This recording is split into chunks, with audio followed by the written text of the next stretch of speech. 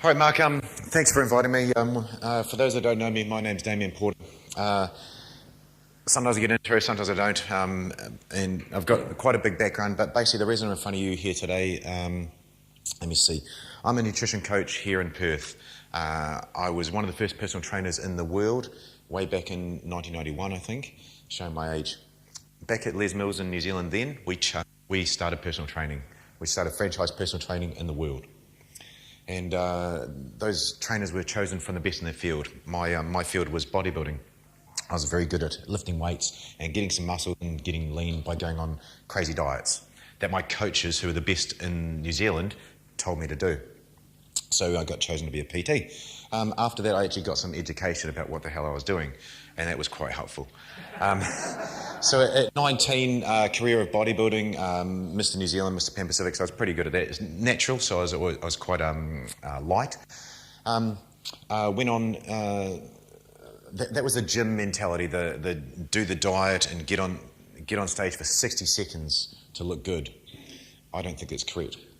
I moved on, I joined the military, I spent 8 years in the New Zealand Army, and I spent 3 years in the New Zealand Special Counter-Terrorist and Hostage Rescue Team, the New Zealand SAS group. Now, there's a vast difference there, isn't there?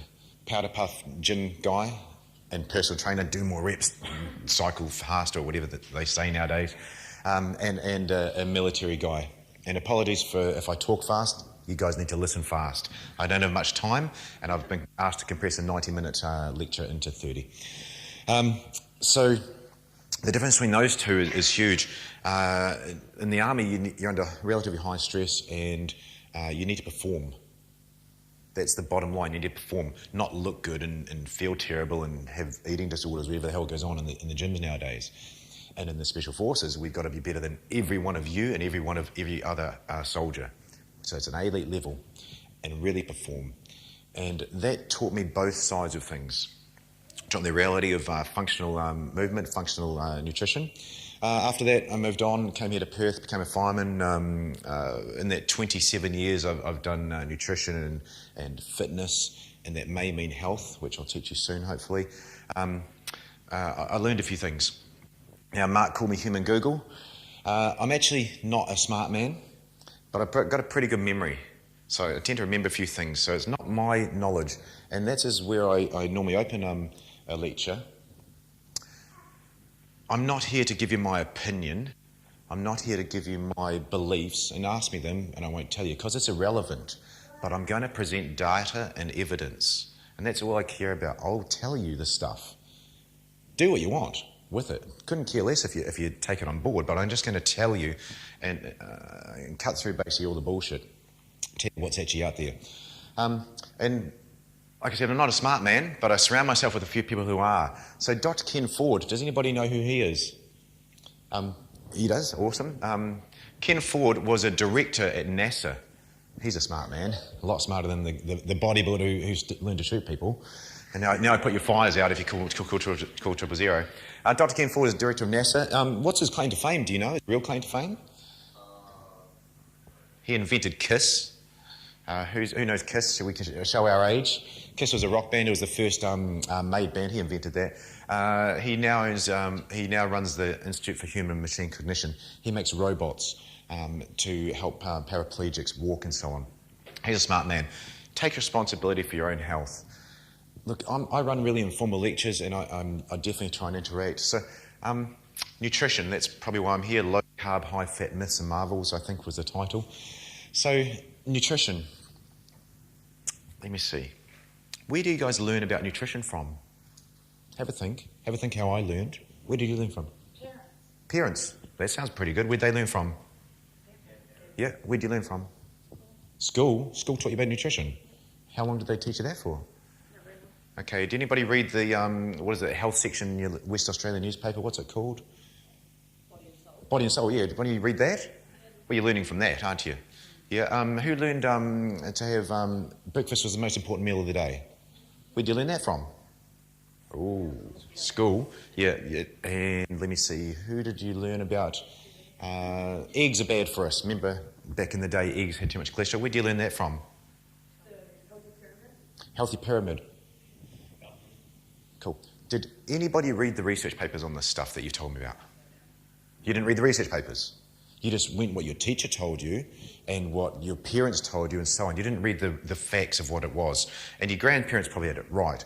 But it's normally from the media, and normally you haven't gone in and actually looked at the basic information. These guys, I'm quite lucky that I've got the top guys in the world that I surround myself in nutrition. This is food. This is what you're supposed to eat. Real food.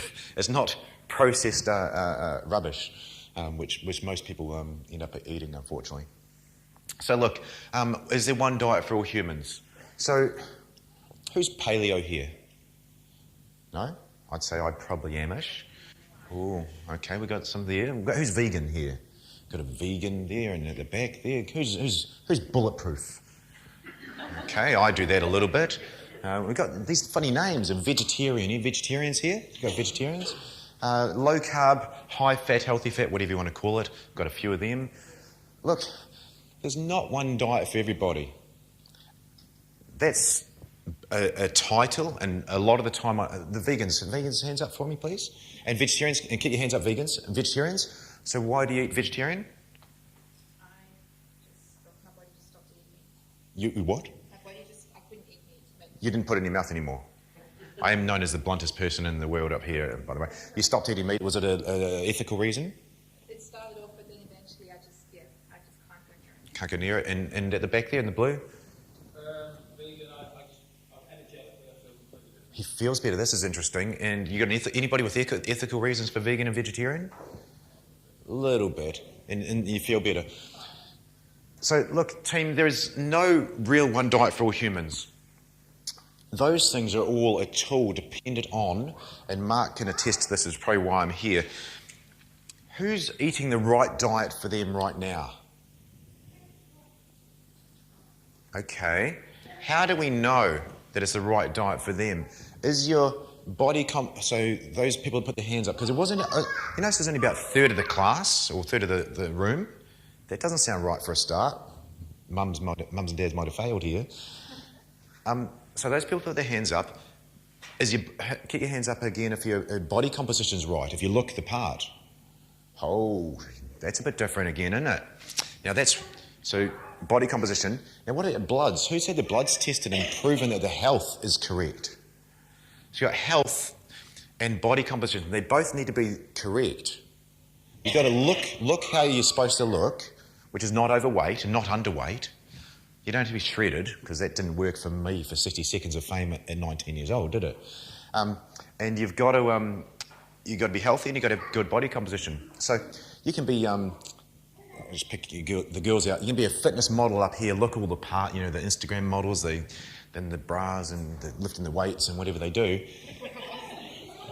But they come to me because they go amenorrheic. They lose their period, and the guys come to me because they've got nothing in the morning. Their hormones are tanked.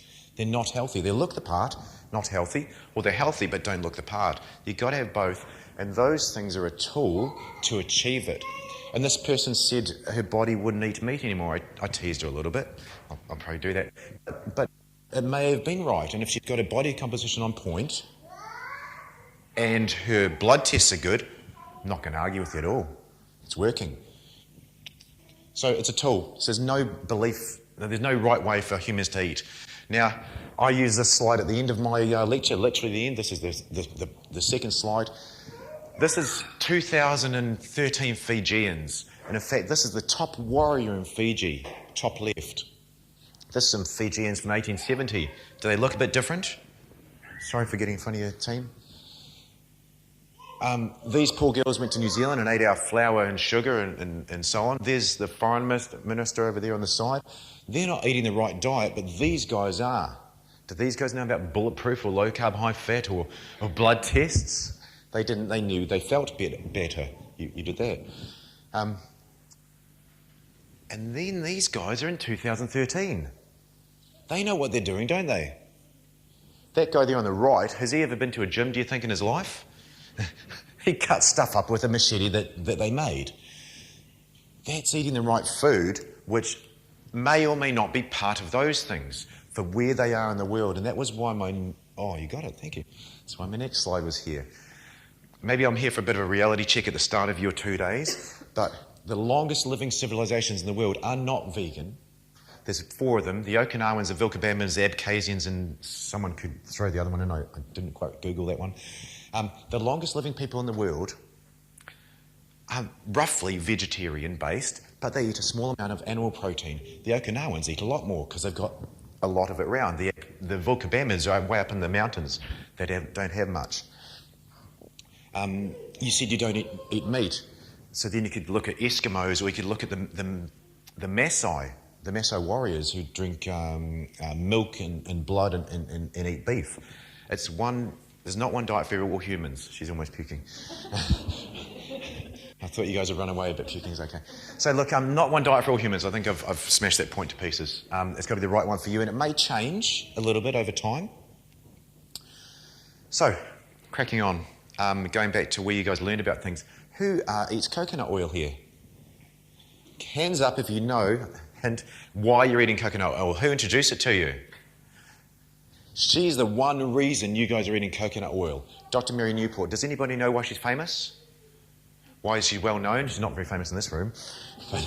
Coconut oil is, and that's all she cares about. She was the... Sorry? She the one of the husband that had Alzheimer's? Absolutely. Husband had Alzheimer's, yep. So here's the deal. Dr. Mary Newport was head of paediatrics at her hospital. She's a very smart doctor. Didn't know anything about nutrition. That's okay. Doctors aren't supposed to. Any doctors or nurses here? You're a doctor? Okay, nurse. My surgeons, my doctors, they state to me they get 3 hours to 1 day on nutrition in their 7 years medical school. Nurses may actually get a bit more, possibly. But they're not supposed to know about nutrition, and they'll be struck off. My LCH, my low carb, high fat people know they'll be struck off if they give nutrition information in Australia now. She was a smart doctor. Her husband got Alzheimer's. Bad. You're going to die if you get Alzheimer's eventually. He was going not very well. Great couple and family, and they went to do they wanted to go on a clinical trial for a new drug. He went along and did the testing to show how far along he was in the Alzheimer's. He was too far gone for the drug to do anything. So they said, you can't do our clinical trial. You can't do our freaky new drug. They were pretty disappointed. Somewhere, Mary had read that coconut oil improves brain function by producing ketones in the body. Somewhere. She went, we got nothing to lose. She fed him 7 tablespoons of coconut oil a day for a week. He went back into the test again. She used her back channels to get back on the test. He passed it. He can get the drug. So that went, hang on a sec, this has got him from really bad to not too bad. His brain's come back. In actual fact, she then looked at all the research, presented to as many doctors and clinicians as she could, and they didn't believe a word she said. So she went, I'm not going to talk to you guys anymore. You don't listen to me, but I'll talk to you guys. Coconut oil does this for Alzheimer's, and that's why we know that it works for the brain. And I'll teach you why it does as well. But she's the reason why you're into coconut oil, and it comes from research. I'll quickly throw this. Hopefully it's going to work. I didn't check the PowerPoint if it does. One of our good friends and colleagues, Dr. Mary Newport, is doing a lot of research in Alzheimer's and the ketogenic diet. She actually found that even just giving coconut oil or MCT oil to her husband drastically improved his symptoms of Alzheimer's. She, in fact, also gave him supplemental ketones, and it exponentially increased his capacity and his ability to remember things. So truly, truly fascinating. Okay, so he ended up dying 4 years later after she started this intervention, but she had him for 4 years. And they used a combination of coconut oil, MCT oil, and exogenous ketones. There was they couldn't actually make enough. They could only make enough for that one person, which was her husband, and when they couldn't make it, he regressed. And Dr. Mary Newport states that if the ketone esters were around, I'll teach what those things are, that he might still be here with us, and that was about 8 years ago. So really powerful. That's Ryan Lowry, who works at University of Tampa. Okay, Dr. Dom D'Agostino, but I've got these slides for the quotes. Nutrition. And it was at the start, take responsibility for your own health. Dr. Ken Ford, the boss of NASA, is saying that. Nutrition is the cornerstone for health. And I teach health with the body as a side effect of good health. I've got the topless photos all over my websites if you haven't seen it, and my cards are around, I'll give them out to you. The body is a side effect of good health, and that's how it should work. It shouldn't be try and get a great body and be unhealthy. Health is important. And Dr. Dominic D'Agostino, who is one of the researchers for the US Navy SEALs, Ken Ford is a researcher for DARPA, so is he, and Delta Force, which is Special Forces units and research centres. For health, there's so much power in nutrition for the longevity of our brain.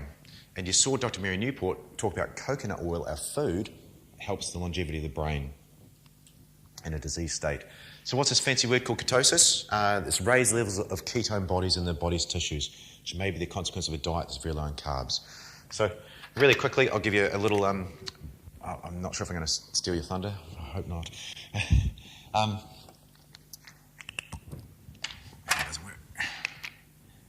Ketones. You got fat cells. Who here wants to lose a bit of body fat? I do. That's good. I'll teach you how to do it a little bit. You got a fat cell here, so you got some fat cells here. Or you can eat some butter. That's a fat cell. Same thing. But here's a fat cell. And you've got about 4 ways of getting fat into the cell, and you've got about 1 door to get these things out. Now, does fats dissolve in water? No. Does sugar dissolve in water? Yes. So you've got to release out of your fat cell, you've got to turn these fat cells to burn them. You've got to turn it into a ketone body or a free fatty acid that's water soluble, correct?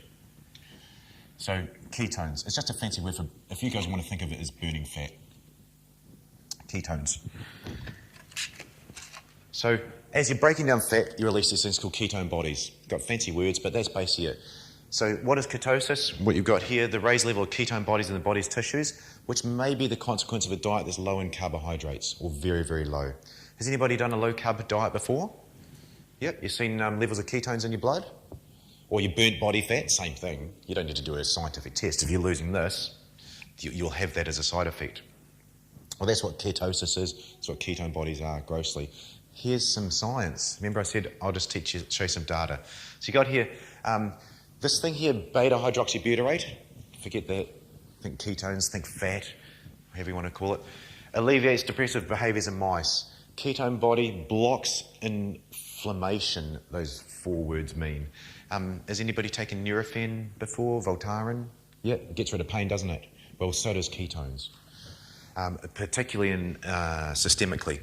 Down here, some latest research shows that ketones, that's a translation of that big fancy word, inhibits cancer malignant cells. And you see on the right there, ketones reduce anxiety, and in actual fact, they reduce it by about 25 to 30%. Anxiety. Does anybody take magnesium for anti-anxiety? Take it at night because it helps you go to sleep? Well, there you go, ketones do the same thing. So we've got antidepressants, so we've got the nutrition being the cornerstone for the brain. Burning fat will do that. Burning fat's not right, but it's the best way to talk about it. It'll do these things. If you don't want to burn fat, you can drink them, which we'll talk about down the track. My apologies, I'm not here to sell you stuff, but some of the slides, it's just easier to use this stuff. The benefits of ketones. The ketogenic diet, we know it shows, this is dated now. It's published research on benefits for Alzheimer's, published research for Parkinson's, published research for epilepsy, published research for depression. You just saw the published research. Migraines has just come out as well. And there's one being done on autism, ADHD, and there's published research that you just saw on cancer as well. Benefits of ketones are obviously fat loss because you're burning them. You said you burnt them at the back there. You'll get very good energy, which I'll talk to you about. Balanced hormones isn't there, but we'll teach you that. Increased awareness, increased focus. This is just brain function. Fat loss, better mood. If you're not anxious and you're not depressed, you're going to have a better mood. You're a bit happier, eh? That's the reverse of happiness, which is what these guys are probably teaching you over the couple of days. Better sleep. If you're not anxious, you're going to sleep better, aren't you? And in fact, it also changes some chemicals in our brain transmitters in our brain that help us sleep. Better digestion. Pretty much the same stuff, but blood sugar. Is there any diabetics here? Okay, you got some? Sorry, yeah, got a oh, hey, how's it going? It balances your blood sugar, or it does actually. Ketones lower your blood sugar a little bit. That would normally be bad, but they do provide an alternate energy source, which is actually good, which is the ketones. They also who's found it hard to be on a diet, and who cheated on a diet? Whoa, we got a lot more. Well, when you got ketones, it blocks the hunger hormone ghrelin, so you won't need to eat lots. Let's go back a stage. Quite estrogenic crowd we've got here still. Ladies, can we fight our hormones? No. We've got a few smiles there. You can't fight your hormones at all, can you? Hormones run the show, don't they? Okay. They run the show. Yes, they do. Well, hunger is just from you putting a hormone. It's called ghrelin, fancy word. But if, when you're on your monthly cycle, you're awesome straight after. You're very chilled. For 2 weeks, you're like a guy. You've got lots of testosterone. And then for a week, you're just not very nice because your estrogen's going through the roof. Well, that's you can't fight those. Ghrelin, you can't fight either. If you're dieting and you haven't got ketones, you're going to cheat on the diet. Am I weak-willed? Oh, don't care about opinion. The CEO of the New Zealand SAS group says that I'm not. He picked me to do my job.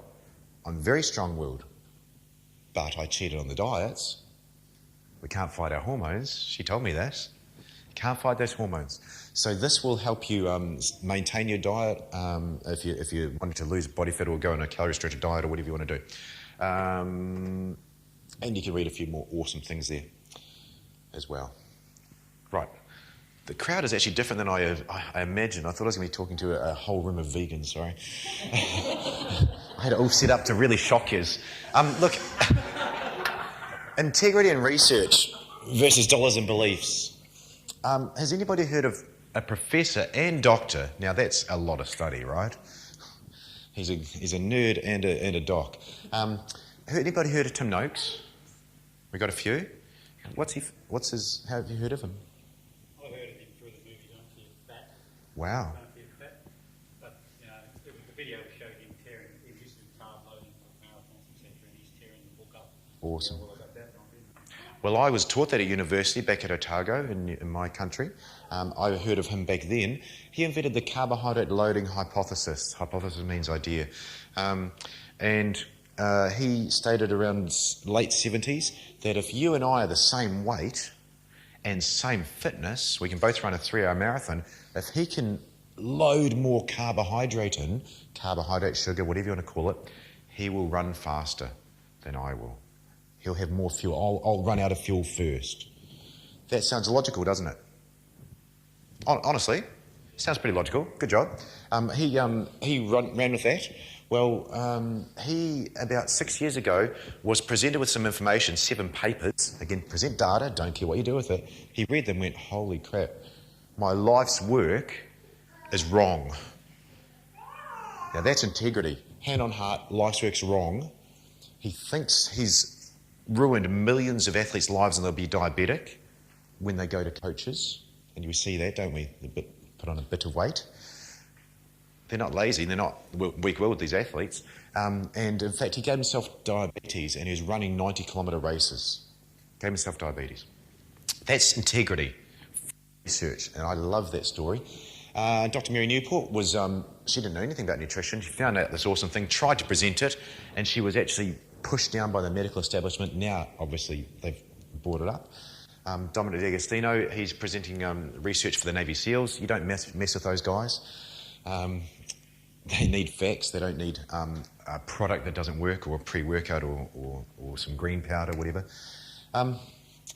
Research, the FASTER study, I got that up there as a note. So, is there one diet for all humans? No. Okay, well, when people do research, a study, they try and figure something out and state that as an overall rule.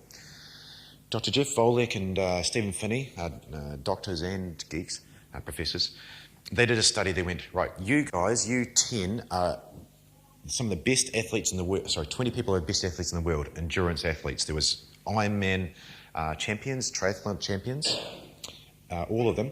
You guys go on high-fat, low-carb for 1 year. You guys crack on carbohydrate heaven. Because no carbs make us feel good for a little bit, eh? They do. It's true. That's what they do in the brain. And they did testing at the start, how well you guys ran. 3-hour run, by the way, on the treadmill. Come back a year later, let's test you again. These guys burnt 50% more fat during the 3-hour run than you guys did. And they only burnt sugar in the last 15 minutes. Now that means when your sugar tank runs out, theirs has only just started to be used. These guys performed way, way better. What they did also say was that on low-carb, high-fat diet, that you had as much sugar in the muscle cells, as much glycogen or as much fuel in the cells as these guys. That's what they stated in the study. Tim Noakes looked at it, said, Jeff, you made a mistake, mate. I've read your data, you've made a mistake somewhere here, and he actually showed they've only got half. Just going about integrity there, and then they had to redo it. So just because one study says this is the facts, other smart people, not human Google, other smart people will look at it and figure it out. So integrity in research versus a one-off study and belief-based diet. So hopefully I'm on track. How to get ketones. So ketogenesis, fancy word. Here's what you do. Eat around about half a cup of carbohydrates or less per day. So half a cup of sweet potato, that's your budget for carbohydrates. Eat that and you're pretty much going to make ketones and start to lose body fat after about 3 days, maybe a week. That's how to make ketones. So a very low carbohydrate diet, probably going to go higher fat, higher veggies and a certain amount of protein, but that's the basic way. I haven't got time to teach you it all today. I think you are. Ketoacidosis, you don't want to do that, that'll kill you. But there's only one person in this room that's going to do that too, because only type 1 diabetics and one other person in the world have ever gone into ketoacidosis. It's when your blood sugar's through the roof and ketones are through the roof. Life-threatening condition, need to go to hospital. The other way to make it, Dr. Mary Newport. She fed hubby 7 tablespoons of coconut oil per day. That doesn't sound very good. They then made MCT oil, which was, you only had to take about 1 tablespoon of that per day. So you can drink that, and then if you want to do what D'Agostino and the SEALs and those other guys are doing, you've got ketone salts as well. So sugars versus fats. This is probably getting into the weeds a little bit. This is what I really wanted to show you. Why have I been talking about ketones? This is why. 1 bit of carbohydrate, that's what that means. That's a sciencey term, 1 molecular weight. 1 bit of carbohydrate gives you 36 bits of energy. 1 bit of fat, which you've got to break down into these things, that's just what your body does, gives you 147 bits of energy. Which one sounds better? Straight off, eh? Sounds a lot better. Now, you're going to get 2 to 3 hours energy from sugars, rice, gummy bears, pumpkin, it's all the same. Eventually, there's a rate of how it goes in, yeah, but you don't eat it by itself often. You're going to get about 2 or 3 hours from carbohydrates, but you're going to get 3 to 5 times longer from ketones. 5 times longer in your brain, 3 times longer in your muscles. That sounds quite efficient, doesn't it? So I've got there as the note, you must become fat adapted or efficient. You must be able to use both fuel sources. This is a little bit of humour. I'm not so good at humour, so I use someone else's slide. Look, I'm a new parent. I got a little 2-year-old, and oh my God, you feel like this sometimes, eh? Yeah, well, I need energy, and I'll be drinking ketones when I don't have that, for sure. Because you make the food, and baby's getting the food, not you. Low carb, high fat myths, which is the context of what I was supposed to be here for. There's some myths from going low carb, and they are myths, they're not based on evidence. Who's heard of some bad things from low carbohydrate diets happening? Honestly, well, hands up, because I'm going to ask you what the hell they are. Yeah, what happens? Your body goes into shock. Shock? It doesn't like it. That's a funny term. It doesn't like it not having any carbs. Oh, now she's got it. Now that's a fact, that's not a myth. Oh, right. No, that's absolutely right. Does anybody eat a carbohydrate-rich... You probably do. Do you eat a carbohydrate-rich diet? I'm focusing on the vegan, sorry. Do you eat a carbohydrate-rich diet? No. Anybody else high-ish carbs? Moderate carbs? Yeah, awesome. Okay.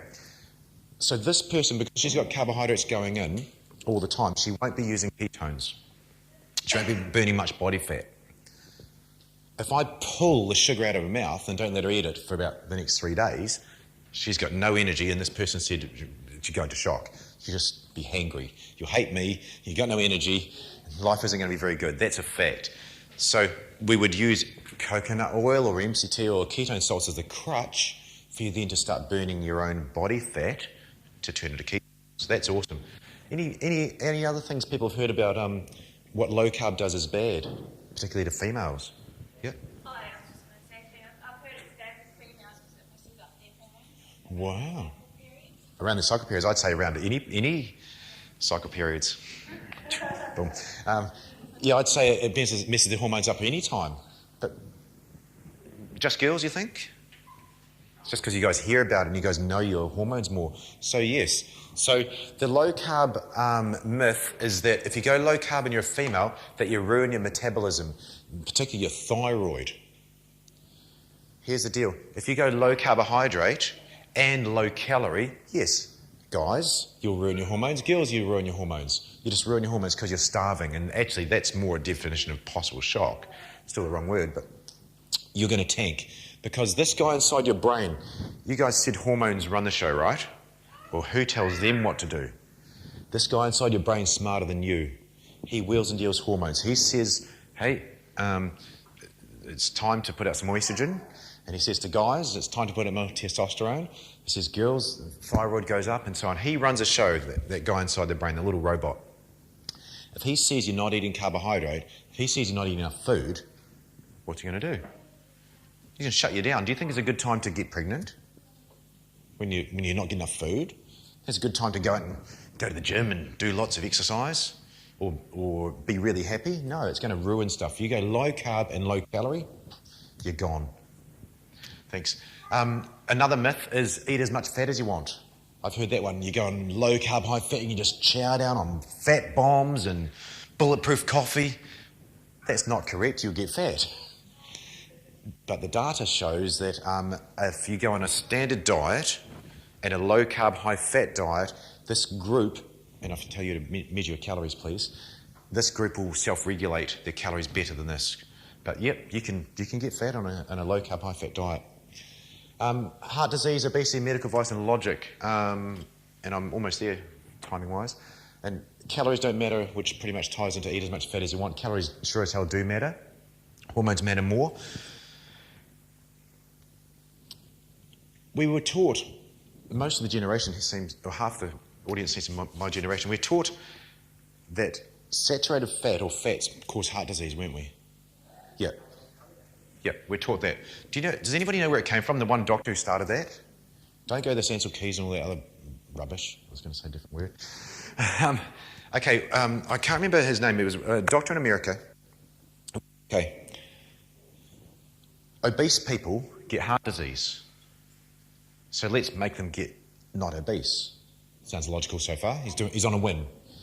Fat, carbohydrates, protein. 4 calories, 9 calories. Well, that one's bigger. So let's put you on a low-fat diet to make you less obese to get rid of heart disease. Well-meaning, logical. Has it worked? Yes or no? No, it doesn't work. And the American Heart Association states that it's incorrect. It was based on poor science, and it's not their persistent stance anymore that saturated fat causes heart disease. So, eat good food. Going back to the slide I had at the start, eat a lot of good veggies, small amount of protein, and then manipulate your protein depending on your beliefs, and manipulate your carbs and your fats depending on your body composition and your bloods. You can manipulate them both. You don't have to be low fat or high fat. It's whatever's working for you, and depending on your DNA, your body composition, and your health. But don't just go, I believe it's right, it's working. Use the mirror. And that's all I got, man.